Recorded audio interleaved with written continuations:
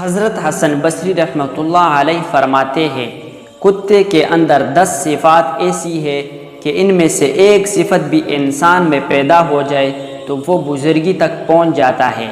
Number 1، کتے کے اندر قناعت ہوتی ہے، جو مل جائے اسی پر قناعت کر لیتا ہے، راضی ہو جاتا ہے۔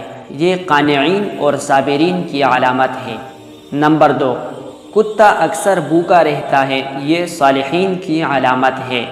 نمبر 3، کوئی دوسرا کتا اس پر زور کی وجہ سے غالب آ جائے تو یہ اپنی جگہ چھوڑ کر دوسری جگہ چلا جاتا ہے، یہ راضعین کی علامت ہے۔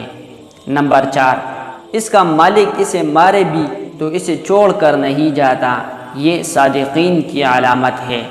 نمبر 5، اگر اس کا مالک کانا کھا رہا ہو تو یہ باوجود قوت اور طاقت کے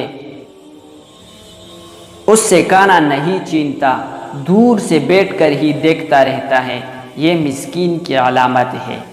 نمبر 6، جب مالک اپنے گھر میں ہو تو یہ دور جوتے کے پاس بیٹھ جاتا ہے، ادنی جگہ پر راضی ہو جاتا ہے، یہ متوفقین کی علامت ہے۔